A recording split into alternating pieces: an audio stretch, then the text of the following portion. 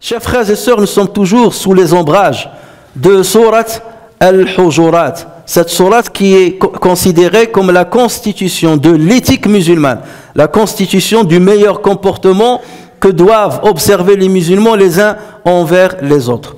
Nous nous sommes arrêtés la dernière fois auprès de la première auprès du premier verset dans lequel Allah Azza wa Jal a dit Ya ayyuhalladhina amanu, ô vous qui avez cru, la tuqaddimu bayna yaday Allahi wa rasulih, ne devancez pas Allah ni son prophète, ou ne vous devancez pas devant eux tous les deux, devant Allah et devant son prophète.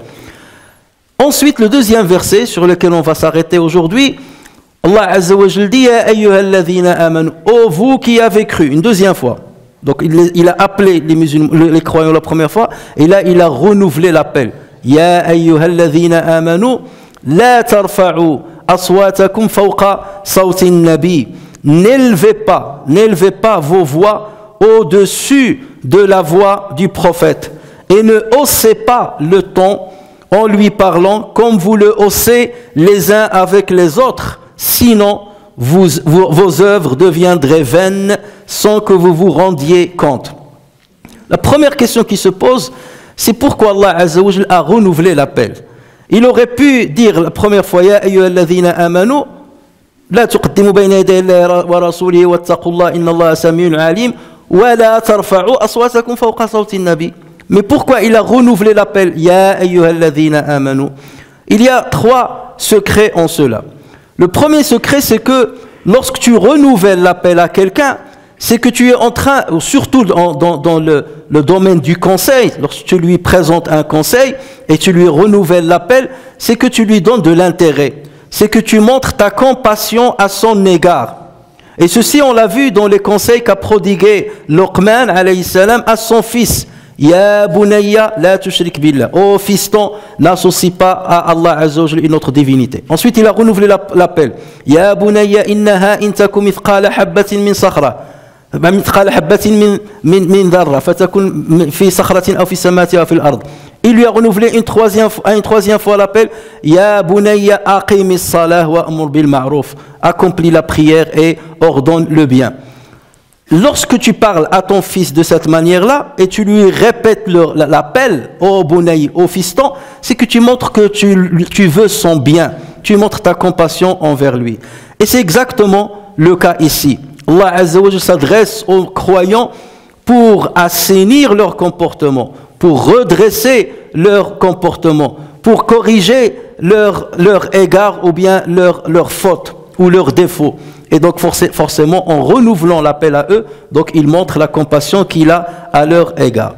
Le deuxième secret, c'est que lorsque tu renouvelles l'appel à quelqu'un, en l'appelant une deuxième fois, c'est pour que la personne ne croit pas que c'est quelqu'un d'autre qui est concerné par le deuxième conseil. Pour que quelqu'un ne dise pas, le premier conseil, la tuqaddimu bayna yaday Allahi wa rasulih, était adressé aux croyants. Le deuxième conseil, la tarfa'u aswatakum, peut-être qu'il est adressé aux hypocrites ou à d'autres personnes. Donc Allah Azza wa Jalla attire leur attention. Attention, c'est à vous que je m'adresse.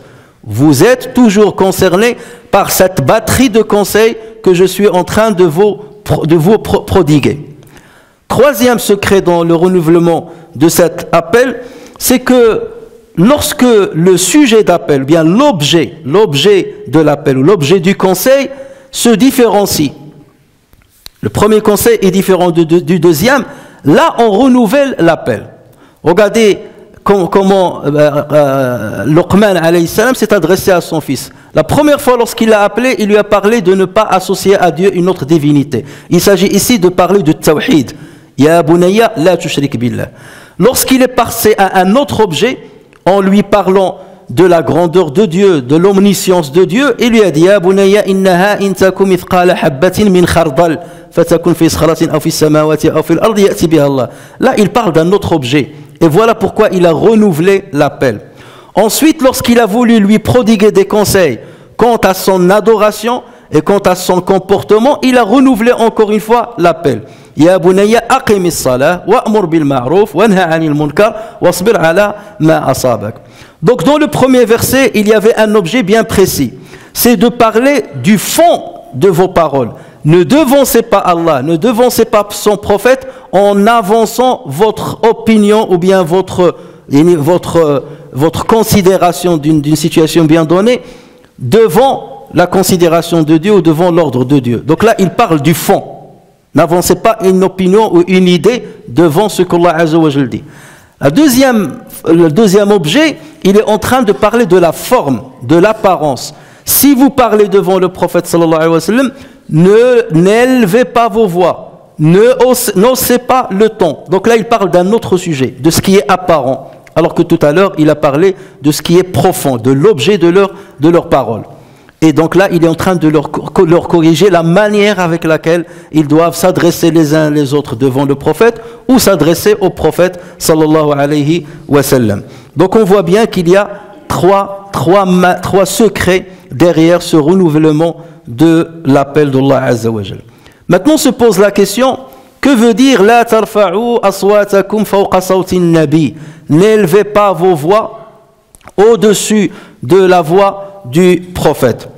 Tout dépend de comment le focus qu'on va mettre sur ce verset-là. Est-ce qu'on va le lire dans son apparence ou bien est-ce qu'on va voir sa forme métaphorique? Si on fait une lecture apparente, une lecture littérale, n'élevez pas vos voix devant la voix du prophète sallallahu alayhi wa sallam. Autrement dit, lorsque vous êtes en présence du prophète sallallahu alayhi wa sallam, que vous parlez entre vous ou que vous vous adressez à lui directement, il faut que vos voix soient en dessous. Il faut que si on parle en termes de décibels, il faut que vos voix soient en dessous de la voix du prophète sallallahu alayhi wa sallam. Et pourquoi il leur dit ça? Parce que notre voix et notre manière de parole reflètent ce qu'on ressent dans notre cœur par rapport à celui à qui on s'adresse. Lorsque tu t'adresses à un ami, à quelqu'un, à un père, ou à quelqu'un qui est en dessous de toi, tu peux te permettre de parler avec un certain prestige, avec un certain peut-être orgueil, ou écraser l'autre, tu peux parler avec la voix, tu es quelque part à l'aise dans ta discussion, dans ta manière de parler. Mais en revanche, lorsque tu es devant quelqu'un que tu respectes énormément, le cas de tes parents, le cas de tes profs, le cas des grands savants, donc là forcément ton attitude doit changer. Et tu ne peux pas leur parler comme tu parles à ton père, c'est pas possible, à quelqu'un qui est au même niveau que toi. Donc là, vous êtes devant le prophète, sallallahu alayhi wa sallam. Vous êtes devant l'élu d'Allah tabaraka wa ta'ala. Vous êtes devant le meilleur être qu'Allah azza wa jal a créé. Vous êtes devant le sceau des prophètes, celui qu'Allah azza wa jal a envoyé pour guider toute l'humanité. Comment osez-vous lui parler comme vous parlez à vous-même? Non, vous devez observer un respect bien particulier vis-à-vis de lui. Un respect qui dépasse votre respect à quiconque comme être humain qui puisse exister. Et donc voilà comment on peut comprendre, et c'est pour cela qu'il faut baisser la voix auprès de lui. Ça c'est la première signification si on se base sur l'apparence du texte. Si maintenant on se base sur la forme métaphorique de ce texte-là, ou bien de ce passage-là, la tarfa'u aswatakum fawqa sawti nabi, ça veut dire ne multipliez pas vos paroles devant le prophète sallallahu alayhi wa sallam. En termes quantitatifs, il faut que vos paroles soient en dessous de la parole du prophète sallallahu alayhi wa sallam. Pourquoi? Parce que le prophète, par définition, c'est quelqu'un qui reçoit la révélation. C'est quelqu'un qui enseigne aux musulmans. C'est quelqu'un qui redresse les musulmans. Donc vous avez plus besoin de sa parole que lui de votre parole. Et à partir de là, profitez du temps qui vous est imparti en sa présence pour parler moins, afin d'apprendre plus de lui. Donne-lui de la largesse dans le temps temporel, pour qu'il puisse vous parler. Parce que le prophète sallallahu alayhi wa sallam, lorsqu'il parle, il ne parle qu'avec la sagesse. Il n'y a pas une parole vaine, ou une parole qui ne pèse rien dans la balance, forcément sa parole va être une guidance, un dhikr, un rappel, une réponse à une question. Donc à partir de là, donnez-lui de la marge lorsque vous êtes en sa présence. Donc ne multipliez pas trop de paroles devant lui. Vous avez parfois certaines personnes, et ce qui se dit concernant le prophète sallallahu alayhi wa sallam, se dit par rapport à notre comportement, et les uns envers les autres. Vous avez des personnes, lorsqu'ils sont dans une assise, ils ne laissent pas les autres parler. Et si tu prends le compte, tu trouves 80% de la parole, il y a un qui la monopolise. Et vous devez m'écouter, c'est moi le chef, c'est moi. Parce que c'est quelqu'un qui se donne de la considération, qui croit que son opinion est au-dessus de ceux qui sont dans l'assise, qui se croit qu'il est plus intelligent que les autres, qu'il est plus connaisseur que les autres, donc il ne leur donne pas de marge dans la parole. Et ceci ne doit pas se passer pour vous lorsque vous êtes en face du prophète sallallahu alayhi wa sallam. Donnez-lui du temps, taisez-vous, parlez peu pour que le prophète puisse vous parler beaucoup et que vous puissiez en tirer profit. Troisième sens de ce verset-là, de cette partie de ce verset-là, toujours dans le sens métaphorique, c'est ne donnez pas de la valeur, ne glorifiez pas votre parole, ne vous donnez pas de l'estime devant le prophète sallallahu alayhi wa sallam, même lorsqu'il vous autorise à parler. Normalement, vous ne devez pas le devancer dans la parole, mais à imaginer qu'il vous a consulté ou qu'il vous a donné la possibilité de parler. Lorsque vous parlez, parlez modestement et ne pensez pas que vous avez donné une idée qui a de la valeur. Vous êtes devant le prophète sallallahu alayhi wa sallam. Donc votre attitude, c'est l'attitude de quelqu'un qui est respectable, l'attitude de quelqu'un qui est humble devant ce grand homme qu'Allah Azza wa Jal a choisi parmi tant d'hommes afin qu'il soit son khali, son ami intime. La deuxième partie du verset, c'est dans laquelle Allah Azza wa Jal dit وَلَا تَجْهَرُوا لَهُ بِالْقَوْلِ كَجْهَرِ بَعْضِكُمْ لِبَعْضٍ أَنْ تَحْبَطَ أَعْمَالُكُمْ وَأَنْتُمْ لَا تَشْعُرُونَ. Et ne haussez pas le ton en lui parlant quand vous le haussez les uns avec les autres. Là, Allah Azza wa Jalla n'a pas renouvelé l'appel. Il n'a pas dit Ya ayyuhalladhina amanu. Pourquoi? Parce que l'objet de l'interdiction, il est le même. Il a dit n'élevez pas la voix, ne haussez pas le ton. Donc on est dans le même objet. Sauf qu'il y a une petite nuance entre les deux. Donc il n'y a pas besoin de renouveler l'appel, Ya ayyuhalladhina amanu. Mais là se pose la question, quelle est la différence entre La tarfa'u aswatakum, n'élevez pas la voix, et ne haussez pas le ton? Du premier abord, on va dire c'est exactement la même chose. Non, ce n'est pas la même chose. Il y a une ressemblance, mais il n'y a pas la même chose. Allah Azza wa Jalla n'utilise pas, il est dans le même verset, deux synonymes pareils. Parce que s'il utilise deux synonymes, c'est qu'il y a une nuance entre les deux. Là, il a dit n'élevez pas la voix, et là, il a dit ne haussez pas le ton. C'est qu'il y a une nuance entre les deux. En fait, c'est pour lever l'erreur dans laquelle peuvent tomber certaines personnes. Lorsqu'Allah Azza wa Jalla dit n'élevez pas la voix au-dessus de celle du prophète, certains peuvent dire donc Allah Azza wa Jalla m'a interdit d'élever la voix au-dessus de la voix du prophète, mais je peux élever la voix au même niveau que la voix du prophète. Ceci ne m'a pas été interdit. Je ne la hausse pas au-dessus, mais je vais la mettre au même niveau que la voix du prophète. Même ça, Allah Azza wa Jalla dit non, attention, pas d'ambiguïté. Vous n'avez même pas le droit de le parler au même niveau que sa voix. Baissez la voix en dessous. Ne haussez pas le ton au-dessus du sien. Baissez encore plus le ton devant lui. Ne haussez pas comme vous le haussez entre vous les uns les autres. Parce que vous, entre vous, quel que soit le degré de celui à qui tu parles, même s'il s'agit de ton propre père ou là de ta propre mère, le prophète sallallahu alayhi wa sallam est au-dessus de ton père et de ta mère. Donc quelque part, lui, il faut lui réserver une éthique bien particulière dans la manière avec laquelle vous vous adressez à lui. Et c'est là où certaines personnes, donc vous devez être en dessous de lui, au niveau du ton, il faut être en dessous de lui.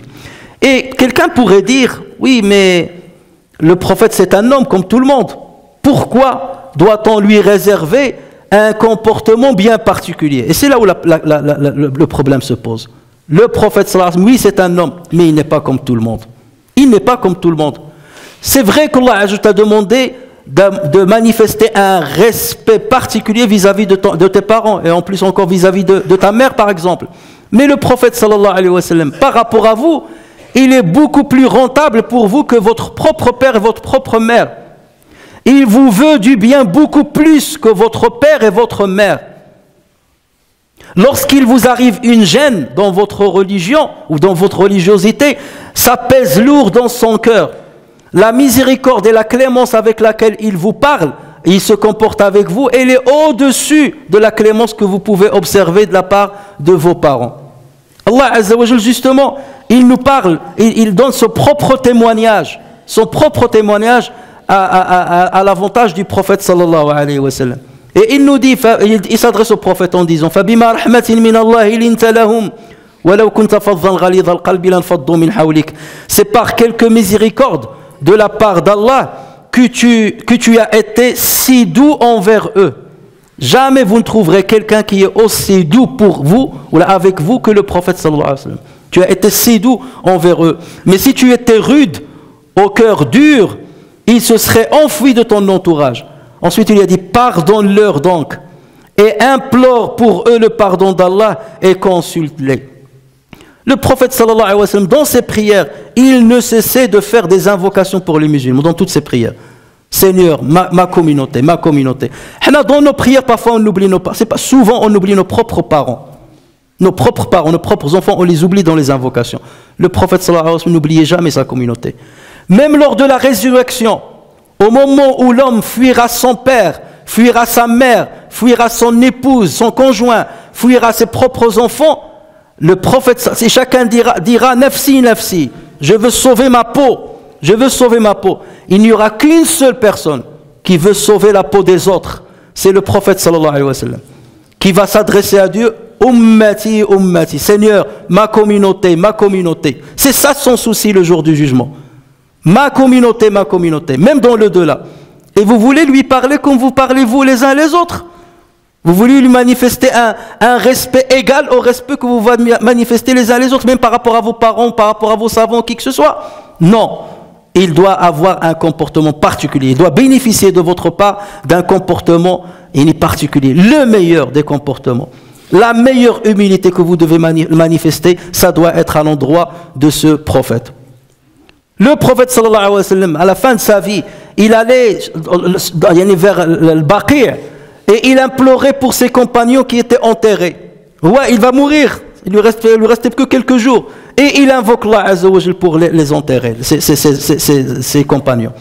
Et après il leur a dit lawadittu anni kuntu ra'aytu ikhwani. J'aurais aimé voir mes frères. Regardez son souci. J'aurais aimé voir mes frères. Et les compagnons lui ont dit, mais nous sommes tes frères, ya Rasulallah. Il leur a dit, non, vous êtes mes compagnons. Mes frères sont ceux qui vont venir après et qui vont croire en moi. Ça veut dire qu'il avait le souci même pour nous. Il nous aimait avant de nous connaître. Comment ne pas manifester un respect vis-à-vis d'un tel homme? Donc voilà, la tajharu lahu bil qawli kajhari ba'dikum li ba'd an tahbata a'malukum wa antum la tash'urun. Non, lui il est particulier. Il est particulier. Et ce respect, chers frères et sœurs, il est en présence du prophète sallallahu alayhi wa sallam. Les compagnons l'ont manifesté devant le prophète parce qu'il était vivant, il était en face d'eux. Mais nous, il n'est pas en face de nous. Ce respect-là, comment on va le manifester? On va dire, puisqu'il n'est pas vivant, donc ça y est, nous ne sommes pas concernés par ces versets. Non, nous sommes concernés par ces versets. Nous sommes concernés par la sunna du prophète sallallahu alayhi wa sallam, par ses paroles, par ses conseils. Lorsqu'il nous dit, il nous donne des conseils. Priez comme ça, allez dans les mosquées, faites ceci, rassemblez-vous pour lire le Coran, pour étudier le Coran, les anges vont descendre sur tous les conseils qu'il nous donne. Il veut notre bien. Donc comment toi tu vas manifester un respect vis-à-vis du prophète sallallahu alayhi wa sallam? C'est en appliquant à la lettre ce qu'il te demande de faire. C'est ça nous, comment on doit le faire. Les compagnons l'ont fait de deux manières. Ils suivaient ses instructions et ils le respectaient face à face. Nous, même si on n'est pas face à face de lui, au moins qu'on respecte ses instructions. Parce qu'on sait qu'il ne nous veut que du bien. Et à chaque fois qu'il nous fait une exhortation, c'est qu'il cherche notre bien. Et manifester notre respect vis-à-vis de lui, c'est lui obéir sans discuter. Parce qu'il ne peut te demander que ce qui est le meilleur pour toi. Et il ne peut t'interdire que ce qui est gravissime pour toi et pour ta religiosité. Aussi bien ici-bas que pour l'au-delà. Chers frères et sœurs, ensuite Allah Azza wa Jal a dit An tahbata a'malukum wa antum la tash'urun. Sinon vos œuvres deviendraient vaines. C'est-à-dire toutes vos œuvres disparaîtraient.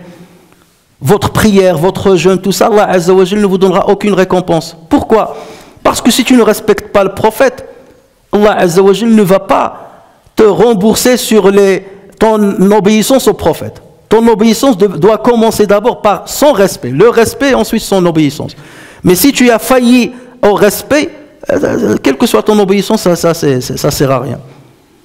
Et à notre époque, ceux par exemple qui remettent en cause les conseils du prophète, tazkiya qu'il a fait, et ainsi de suite, en disant non, le prophète il n'a rien laissé, le prophète son rôle c'était seulement de nous ramener le Coran, ça s'arrête là, c'est tout, c'est un simple homme qui a ramené le Coran, un facteur qui nous a ramené le Coran, ça s'arrête là. Ça, sunna, j'en ai rien à faire, je la passe à la trappe. C'est un caractère irrespectueux vis-à-vis du prophète sallallahu alayhi wa sallam. Mais il rentre dans cette catégorie, bien entendu, parce qu'il devance le prophète sallallahu alayhi wa sallam. Et c'est là où réside le danger. Et c'est comme ça que Satan va vous, doucement, graduellement, il va vous mener jusqu'à votre perte, jusqu'à ce que vous perdiez votre religiosité, en douceur, pour lire le caractère irrespectueux avec lequel vous vous êtes comporté avec le prophète sallallahu alayhi wa sallam. Et regardez les compagnons, comment ils se sont exécutés lorsque ces versets sont descendus. Omar ibn Khattab et Abu Bakr, c'est à cause d'eux que ces versets sont descendus, parce qu'ils ont élevé la voix devant le prophète sallallahu alayhi wa sallam. Dès que le verset est descendu, Omar a dit, depuis Omar ibn Khattab, il parlait si doucement devant le prophète sallallahu alayhi wa sallam que ce dernier était obligé de lui dire qu'est-ce que tu as dit, tellement il ne l'entendait pas. À chaque fois le prophète il dit à Omar, qu'est-ce que tu as dit, je t'ai pas bien entendu, élève un petit peu la voix, tellement il baissait la voix depuis la descente de ce verset. Et Abu Bakr il a dit, Ya Rasulallah, je me suis engagé à ne jamais te parler que comme je parle à Akhis Sirar, ça veut dire comme je parle avec une voix très basse, au point que si je parle à quelqu'un, une troisième personne qui est avec nous n'entend pas ce que je lui ai dit. C'est comme ça que je me parlerai avec toi. Et il y avait un compagnon du prophète sallallahu alayhi wa sallam qui s'appelle Thabit ibn Qais. C'était quelqu'un qui était malentendant. Et il était obligé d'élever la voix parce qu'il croyait que les gens ne l'entendaient pas, puisque lui il ne s'entendait pas. Donc il élevait la voix pour que les gens l'entendent. Et lorsque le verset est descendu, il était peiné. Il a cru que le verset est descendu sur lui parce qu'il élevait la voix. Si bien qu'il s'est emprisonné quelque part dans sa maison, il n'allait plus à la mosquée. Et le prophète sallallahu alayhi wa sallam a remarqué son absence. Et il leur a dit, je ne vois plus Thabit ibn Qais, que se passe-t-il? Donc il a envoyé quelqu'un pour s'enquérir de son affaire.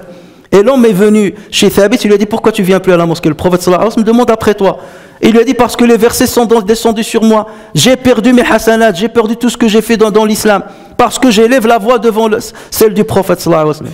Et l'homme est revenu informer le prophète sallallahu alayhi wa sallam. Et le prophète lui a dit, reviens vers lui et dis-lui non, il n'est pas concerné par ce verset. Et dis-lui que je lui annonce le paradis. Parce que lui, il avait une infirmité qui ne lui permettait pas de parler si bas. Donc, mais regardez que le comportement des compagnons. Et ce qui est vrai en présence du prophète est vrai aussi en son absence. Le Bukhari, rahimahullah, nous rapporte un hadith sur Sa'ib ibn Yazid. Sa'ib dit, j'étais dans la mosquée du prophète sallallahu alayhi wa sallam quand quelqu'un m'a jeté une petite pierre. Lorsque je me suis tourné, j'ai trouvé que c'était Omar. Il m'a jeté une petite pierre comme ça pour attirer mon attention. Et il m'a dit, viens, doucement. Je suis venu le voir. Il m'a dit, ramène-moi les deux personnes là-bas qui sont là-bas. Je suis allé les voir. Je lui ai dit, ben, Omar, Amir al-Mu'minin vous demande. Il est venu. Ils sont venus. Omar, il leur a dit, vous êtes d'où? Ils lui ont dit, nous venons de Taïf. Heureusement pour vous. Heureusement pour vous. Parce que si vous étiez de Médine, je vous aurais puni parce que vous élevez la voix alors que la tombe du prophète est juste à côté, dans la mosquée. Alors qu'il est mort, vous élevez la voix. Mais puisque vous êtes des étrangers, donc voilà, je ne vais pas vous punir, mais à la prochaine fois, faites attention. Baissez la voix lorsque vous êtes dans la mosquée du prophète. Et lorsque nous voyons aujourd'hui ceux qui font l'Umrah ou le Hajj pour aller à Rawda al-Sharifa, comment ils courent, comment ils se poussent les uns les autres, comment la voix, tu entends les voix élevées, tout ça, tu dis, mais c'est aucune éducation. Aucune éducation. Même si le cœur est bien, ils veulent le prophète, ils veulent le Rawda, mais le prophète, il est enterré juste à 2 pas de toi. À 2 pas. Notre cheikh, un grand cheikh qu'on connaît très bien, un de ses élèves nous raconte, il dit, j'étais avec cheikh, et depuis longtemps je ne l'ai pas vu, et on marchait et on entrait dans la mosquée du prophète sallallahu alayhi wa sallam. Une fois on est arrivé à Bab Salam, il m'a dit, excuse-moi mon frère, je t'aime bien, tu m'aimes bien, mais là on va entrer saluer le prophète sallallahu alayhi wa sallam. Et je ne veux pas être préoccupé par quelqu'un d'autre dans la salutation que je vais lui faire. Donc nos chemins se séparent ici. Et je ne veux pas non plus te déranger lorsque tu veux le saluer. Là, lorsqu'il rentre, Bab Salam, il est dans une autre dimension. Le prophète est enterré juste là.